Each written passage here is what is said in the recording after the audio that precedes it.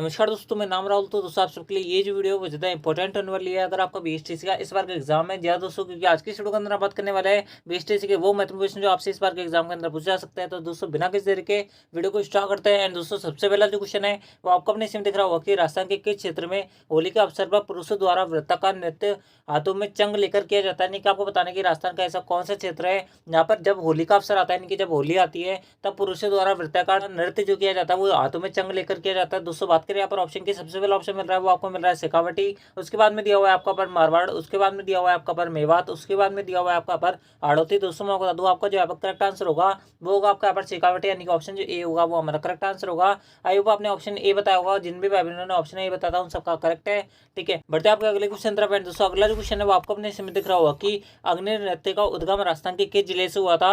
यानी कि आपको बताना कि अग्नि नृत्य जो किया जाता है वो राजस्थान के किस क्षेत्र में सबसे पहले किया गया था। उसके बाद में ये जो पूरा अग्नि नृत्य पूरे राजस्थान के हर क्षेत्र में फैला था, आपको यहाँ पर बताना है। दोस्तों बात करें यहाँ पर ऑप्शन की, सबसे पहला ऑप्शन मिल रहा है वो आपको मिल रहा है जोधपुर, उसके बाद में दिया हुआ है आपका पर बीकानेर, उसके बाद में दिया हुआ है आपका पर जैसलमेर, उसके बाद में दिया हुआ है आपको यहाँ पर पाली। दोस्तों मैं बता दूं आपका जो यहाँ पर करेक्ट आंसर होगा वो होगा आपका यहाँ पर जैसलमेर, यानी कि ऑप्शन जो सी होगा वो हमारा करेक्ट आंसर होगा। इस बात को ध्यान रखना है। दोस्तों इसके साथ में आप ये भी याद रखना कि चरी जो नृत्य किया जाता है वो आपके यहाँ पर गुर्जर जाति की जो महिला होती है उनके द्वारा किया जाता है। दोस्तों इसके अंदर जो फल्गु बाई है उनका नाम सबसे अग्रणी आता है, यानी कि उनका जो नाम है वो सबसे पहला आता है। इस बात को भी आप यहाँ पर याद रखना, यानी कि ऑप्शन जी सी होगा वो हमारा इस क्वेश्चन का करेक्ट आंसर होगा। आई होगा आपने ऑप्शन सी बताया होगा। एंड दोस्तों इस वीडियो के लास्ट में आप जो कमेंट बॉक्स में ये जरूर बताना कि आपके कितने क्वेश्चन सही हुए, कितने गलत हुए, ताकि आपको अपने लेवल का एंड दोस्तों आपको अपनी तैयारी का पता चलेगा कि आपको कितना पता है कितना नहीं पता। ठीक है, बढ़ते आपके अगले क्वेश्चन तरफ। एंड दोस्तों अगला जो क्वेश्चन है वो आपको अपने इसमें दिख रहा होगा कि कौन सा नृत्य राजस्थान में फतेह फतेह कहते हुए किया जाता है। यानी कि आपको बताने की राजस्थान में ऐसा कौन सा नृत्य है जब वो किया जाता है तो दोस्तों वहाँ पर फतेह फतेह बोला जाता है। आपको यहाँ पर बताना है। दोस्तों बात करें यहाँ पर ऑप्शन की, सबसे पहला ऑप्शन मिल रहा है वो आपको मिल रहा है घूमर, उसके बाद में दिया हुआ है आपका पर अग्नि, उसके बाद में दिया हुआ है आपका पर गेंदड़, उसके बाद में दिया हुआ है आपका पर तेरह ताली। दोस्तों मैं बता दूं आपका जो यहाँ पर करेक्ट आंसर होगा वो होगा आपके यहाँ पर अग्नि नृत्य, यानी कि ऑप्शन जो बी होगा वो करेक्ट आंसर होगा। इसके साथ में मैं आपको एक और चीज बता दूं कि जो भील जनजाति होती है, यानी कि जो भील लोग होते हैं उनके द्वारा जो उनका जो रणघोष होता है वो फायरे फायरे होता है। इस बात को भी आप यहाँ पर याद रखना।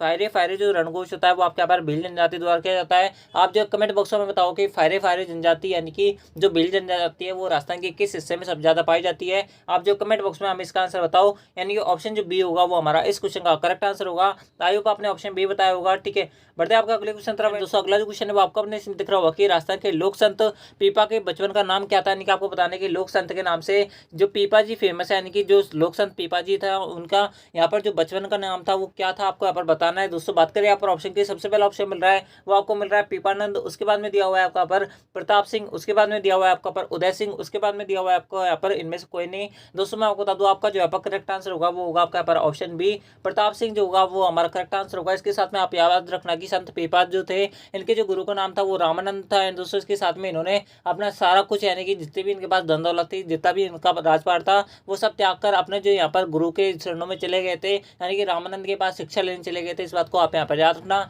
आप जो कमेंट बॉक्स में बताओ कि इनकी जो गुफा है वो कौन सी जगह है, आप जो इसका आंसर हमें कमेंट बॉक्स में बताओ, यानी कि ऑप्शन जो बी होगा वो हमारा इस क्वेश्चन का करेक्ट आंसर होगा। ठीक है, बढ़ते आपका अगले क्वेश्चन तरफ। अगला जो क्वेश्चन है वो आपको अपने इसमें दिख रहा होगा कि राजस्थान में पृथ्वीराज रासो की रचना किसके द्वारा की गई थी। यानी कि आपको बताना है कि राजस्थान में पृथ्वीराज रासो नामक जो रचना है वो किसके द्वारा की गई है, ये जो कृति लिखी गई है वो किस यहाँ पर लेखक द्वारा लिखा गया है, आपको यहाँ पर बताना है। दोस्तों बात करें यहाँ पर ऑप्शन की, सबसे पहला ऑप्शन मिल रहा है वो आपको मिल रहा है नरपति नालय, उसके बाद में दिया हुआ है आपका पर चंद्र बरदाई, उसके बाद में दिया हुआ है आपका पर सारंग देव, उसके बाद में दिया हुआ है आपको यहाँ पर इनमें से कोई नहीं। तो दोस्तों मैं बता दूं आपको जो आपका करेक्ट आंसर होगा वो होगा आपका चंद्र बरदाई, यानी कि चंद्र बरदाई द्वारा पृथ्वीराज रासो लिखा गया था। इस बात को ध्यान रखना। चंद्र बरदाई यानी कि जो आपके चंद्र बरदाई थे वो आपके यहाँ पर पृथ्वीराज तृतीय यानी कि पृथ्वीराज जो थर्ड थे उनके यहाँ पर दरबारी कवि थे। इस बात को ध्यान रखना, यानी कि ऑप्शन जो बी होगा वो हमारा इस क्वेश्चन का करेक्ट आंसर होगा। आई होप आपने ऑप्शन बी बताया होगा। ठीक है, बढ़ते आपको अगले क्वेश्चन तरफ। दोस्तों अगला जो क्वेश्चन है वो आपको अपने इसमें दिख रहा होगा कि राजस्थान में बिसल देव रासो की रचना किसने की थी। यानी कि आपको बताना है कि राजस्थान में ऐसा कौन सा यहाँ पर लेखक हुआ जिसके द्वारा बिसल देव रासो लिखा गया था। दोस्तों मैं आपको बता दूं आपका जो यहाँ पर करेक्ट आंसर होगा वो होगा आपका यहाँ पर नरपति नालय, यानी कि ऑप्शन जो बी होगा वो हमारा करेक्ट आंसर होगा। इस बात को आप यहाँ पर याद रखना है। दोस्तों अगला जो क्वेश्चन है वो आपको अपने इसमें दिख रहा होगा कि राजस्थान में अमीर रासो और अमीर काव्य की रचना किसके द्वारा की गई है। दोस्तों अगले 3-4 जो क्वेश्चन है वो आपके यहाँ पर रचना से रिलेटेड है, क्योंकि आपका एक या दो क्वेश्चन जो है आपके पेपर में यहाँ पर रचना यहाँ से पूछा जाता है कि इसकी रचना किसके लेखक द्वारा की गई थी, किस लेखक ने इसकी रचना की थी, आपसे पूछा जाता है। तो दोस्तों आपके लिए ये जो वीडियो है बहुत ज़्यादा इंपॉर्टेंट होने वाली है। इस वीडियो के अंदर मैं आपको यहाँ पर मिक्स क्वेश्चन सारे कराने वाला हूँ, ताकि आपके यहाँ पर कम समय में अच्छी तैयारी हो सके। दोस्तों आपके इर्द गिर्द जितने भी क्वेश्चन आपसे यहाँ पर पूछा जा सकता है वो सारे मैं आपको बताऊंगा। तो अगर आपको वीडियो पसंद आ रही है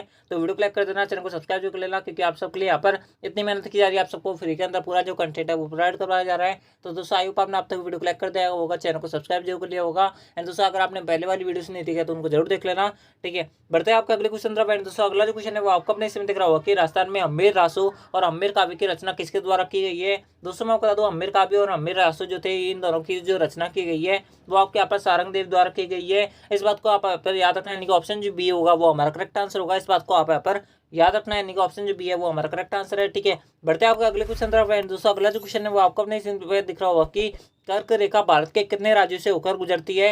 यानी कि आपको बताने की कर्क रेखा जो है आपको पता होगा कि राजस्थान के अंदर से वो होकर गुजरती है, वो भारत के टोटल कितने राज्यों से होकर गुजरती है, आपसे यहाँ पर पूछा जा सकता है, उनके नाम भी पूछे जा सकते हैं। तो दोस्तों मैं आपको बता दूं, ये जो रेखा गुजरती है वो आपके यहाँ पर 8 राज्यों से होकर गुजरती है। इस बात को आप यहाँ पर याद रखना है, यानी कि ऑप्शन जो डी होगा वो हमारा करेक्ट आंसर होगा। इस बात को आप यहाँ पर याद रखना है, यानी कि ऑप्शन जो डी है वो हमारा करेक्ट आंसर है, ठीक है। बढ़ते हैं आपका अगले क्वेश्चन तरफ। दोस्तों अगला जो क्वेश्चन है वो आपका पे दिख रहा होगा कि निम्नलिखित में से किस राज्य से कर्क रेखा होकर नहीं गुजरती है, आपसे यहाँ पर पूछा जा रहा है। दोस्तों मैं आपको बता दूं, कर्क रेखा से आपसे यहाँ पर एक क्वेश्चन पूछा जा सकता है, इसलिए मैंने आपके ये जो क्वेश्चन है वो आपसे यहाँ पर लिए है। तो दोस्तों अगर आपको वीडियो पसंद आ रही है तो वीडियो को लाइक कर देना, चैनल को सब्सक्राइब जो कर लेना। दोस्तों बात करें कर्क रेखा की, जैसे मैंने आपको बताया 8 राज्यों से होकर गुजरती है, उसके अंदर से आपका एक राज्य जो होता है वो आपके यहाँ पर गुजरात है, एक राजस्थान भी है, पश्चिम बंगाल भी है, लेकिन दोस्तों ओडिशा किसी प्रकार से नहीं है, इस बात को ध्यान रखना। आपका अगले क्वेश्चन तरफ। दोस्तों अगला जो क्वेश्चन है वो आपको अपने इसमें दिख रहा होगा कि भारत का दक्षिणतम पॉइंट है, यानी कि आपको बताने की भारत का सबसे जो निचला हिस्सा है वो कौन सा, आपसे यहाँ पर पूछा जा रहा है। दोस्तों मैं आपको बता दूं, यहाँ पर सबसे पहला ऑप्शन मिल रहा है वो आपको मिल रहा है इंदिरा कॉल, उसके बाद में दिया हुआ है आपका पर कलिमीर पॉइंट, उसके बाद में दिया हुआ है आपका पर इंदिरा पॉइंट, उसके बाद में दिया हुआ है आपका पर नरीमन पॉइंट। तो दोस्तों मैं बता दूं, आपका जो आपका करेक्ट आंसर होगा वो होगा आपका पर इंदिरा पॉइंट, यानी कि ऑप्शन जो सी होगा वो करेक्ट आंसर होगा। इंदिरा कॉल जो है भारत का सबसे उच्चतम बिंदु है, इस बात को ध्यान रखना, यानी कि ऑप्शन जो बी सी है वो हमारा करेक्ट आंसर है, ठीक है। बढ़ते हैं आपका अगले क्वेश्चन तरफ। दोस्तों अगला जो क्वेश्चन है वो आपको अपने इसमें दिख रहा होगा कि इंदिरा पॉइंट का अन्य नाम क्या है, यानी कि इंदिरा पॉइंट की जगह अगर आपको यहाँ पर ऐसा कौन सा ऑप्शन जो आपको वहाँ पर देखने को मिल सकता है, अगर आपसे पूछ लिया जाए कि भारत का दक्षिणतम बिंदु कौन सा है, दोस्तों वहाँ पर इंदिरा पॉइंट की जगह अगर आपको वहाँ पर कौन सा दूसरा नाम देखने को मिल सकता है, आपसे यहाँ पर पूछा जा रहा है। दोस्तों बात करें यहाँ पर ऑप्शन की, तो दोस्तों मैं आपको बता दूँ, आपका जो यहाँ पर करेक्ट आंसर होगा वो होगा आपका पर पिग्मेलियन पॉइंट, यानी कि ऑप्शन जो सी होगा वो करेक्ट आंसर होगा। इस बात को आप यहाँ पर याद रखना है। दोस्तों बहुत सारे बच्चे जो होंगे यहाँ पर लगा के देख रहे हैं कि इनमें से सभी, यानी कि ऑप्शन जो डी है वो यहाँ पर करेक्ट आंसर मान रहे हैं, लेकिन दोस्तों मैं आपको बता दूं, ऑप्शन जो डी होगा वो आपका यहाँ पर इनकरेक्ट होगा। पिग्मेलियन पॉइंट जो होगा वो हमारा करेक्ट आंसर होगा। ये जो ऑप्शन था मैंने आप चला के लिखा था यहाँ पर, ताकि आपके यहाँ पर पता चलेगा आपका क्लास के अंदर कितना ध्यान है, या फिर आप जो है केवल क्वेश्चन पढ़ते आ रहे हो, सुन कुछ है नहीं रहे हो। आप जो है अगर यहाँ पर इस प्रकार से काम करोगे तो दोस्तों आप यहाँ पर पीछे रह जाओगे, एंड दोस्तों आप जो है यहाँ पर सारे जो क्वेश्चन है वो अटेम्प्ट नहीं कर पाओगे, इस बात को ध्यान रखना है, यानी कि ऑप्शन जो सी होगा वो हमारा करेक्ट आंसर होगा, ठीक है। बढ़ते हैं आपका अगले क्वेश्चन तरफ। दोस्तों अगला जो क्वेश्चन है वो आपको अपने इसमें दिख रहा होगा कि बिसल देव की वीरता, पराक्रम एवं राजमती के साथ प्रेम का वर्णन किस कवि ने अपनी कृति विशलदेव राजसो में की थी। दोस्तों मैंने आपको थोड़ी देर पहले बताया था कि विशलदेव राजसो की जो रचना की थी वो किस कवि द्वारा की गई थी। आपसे यहाँ पर ये इनडायरेक्टली ये वाला जो क्वेश्चन है वो आपसे यहाँ पर पूछा जा रहा है। दोस्तों आप जो इसका आंसर हमें कमेंट बॉक्स में बताओ, ठीक है। बढ़ते हैं आपके अगले क्वेश्चन तरफ। दोस्तों अगला जो क्वेश्चन है वो आपको अपने इसमें दिख रहा होगा कि बिसल देव की प्रेमिका राजमती कहाँ की शासक की पुत्रिका थी, यानी कि आपको बताना है कि राजमती नामक यानी कि उनकी जो प्रेमिका थी वो कहाँ की रहने वाली थी, कौन सी शासक की बेटी थी, आपको यहाँ पर पूछा जा रहा है। दोस्तों बात करें यहाँ पर ऑप्शन की, सबसे पहला ऑप्शन मिल रहा है वो आपको मिल रहा है मारवाड़, उसके बाद में दिया हुआ है आपका पर मालवा, उसके बाद में दिया हुआ है आपका पर मंडोर,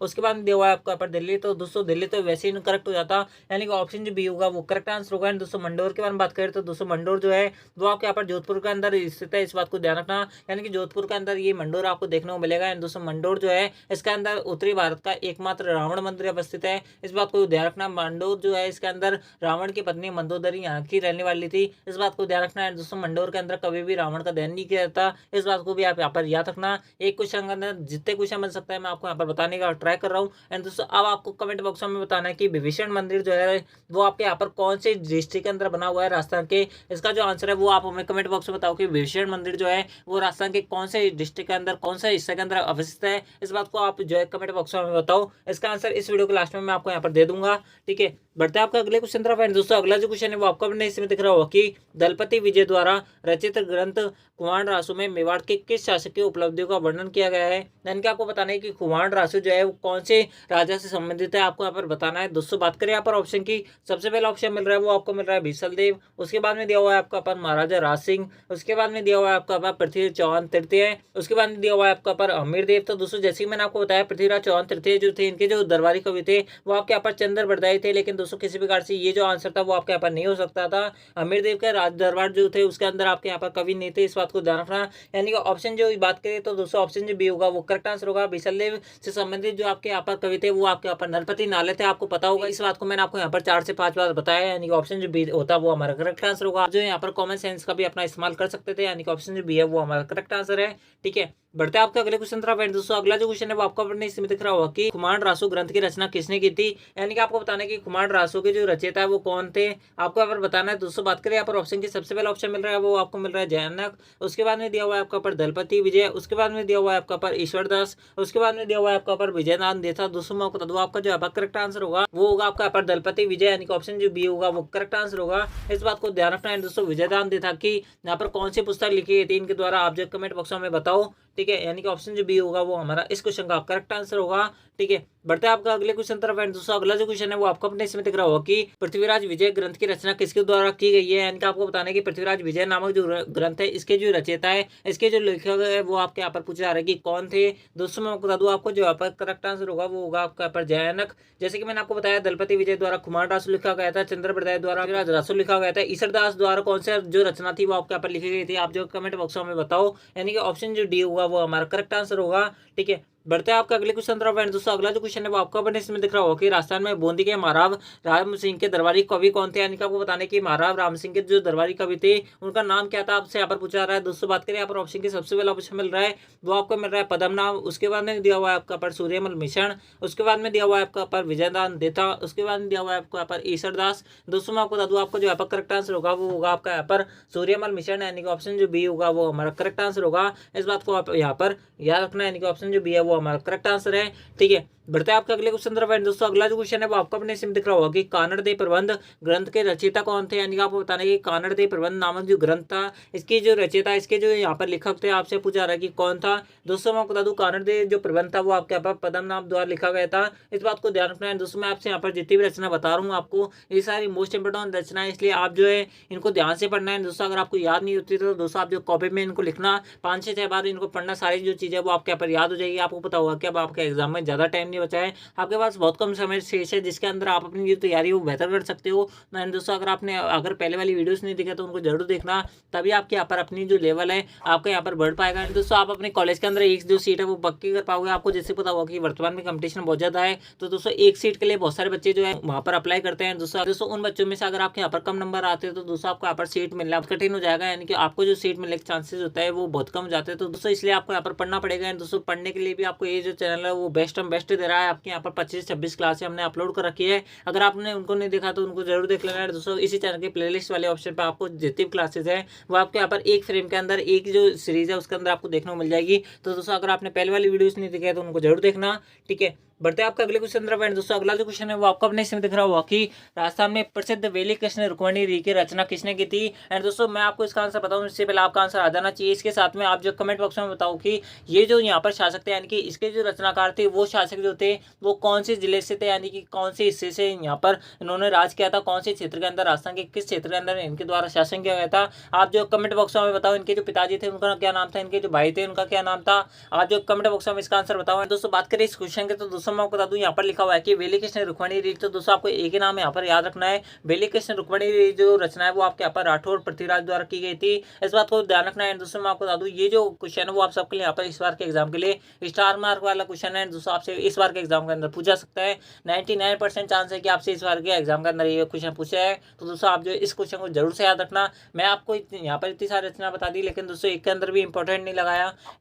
वैसे तो सारी इंपॉर्टेंट है, लेकिन दोस्तों ये जो क्वेश्चन है ये कुछ ज्यादा इंपॉर्टेंट है। हैं तो दोस्तों आप जो इसको जरूर पढ़ना, आपसे इस बार के एग्जाम के अंदर पूछा सकता है, तो इसलिए आप जो इसको जरूर पढ़ना। ठीक है, बढ़ते हैं आपके आज की इस क्लास के आज की इस वीडियो को सबसे लास्ट टाइम फाइनल क्वेश्चन तरफ है। दोस्तों अगला जो क्वेश्चन है वो आपका अपने इसमें दिख रहा होगा कि बाताराई फुलवारी की रचना किसने की थी, यानी कि बाताराई फुलवारी नामक जो रचना थी वो किसके द्वारा की गई थी, आपसे यहाँ पर पूछा जा रहा है। दोस्तों बात करें यहाँ पर ऑप्शन की, सबसे पहला ऑप्शन मिल रहा है वो आपको मिल रहा है जयानक, उसके बाद में दिया हुआ है आपका पर विजयदान देथा, उसके बाद में दिया हुआ है आपका पर रसकान, उसके बाद में दिया हुआ है आपका पर इनमें से कोई नहीं। तो दोस्तों मैं आपको बता दूं आपका जो आपका करेक्ट आंसर होगा वो होगा आपका पर विजयदान देता है, यानी कि ऑप्शन जो बी होगा वो हमारा करेक्ट आंसर होगा। इस बात को आप यहाँ पर याद रखना है, यानी कि ऑप्शन जो बी है वो हमारा करेक्ट आंसर है।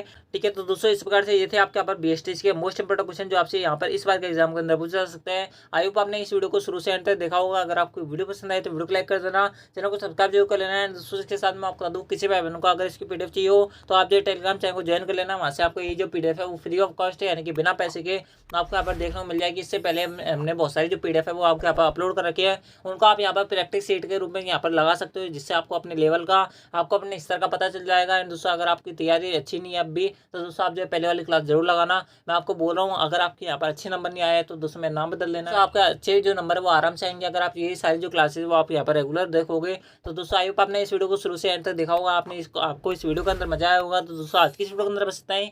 आई होप आपने इस वीडियो को शुरू से एंड तक देखा होगा। तो दोस्तों मिलता है आपके नेक्स्ट बेस्ट वाली वीडियो के अंदर, जब तक ले जय हिंद, जय भारत, जय Hindustan. Thanks for watching, thank you.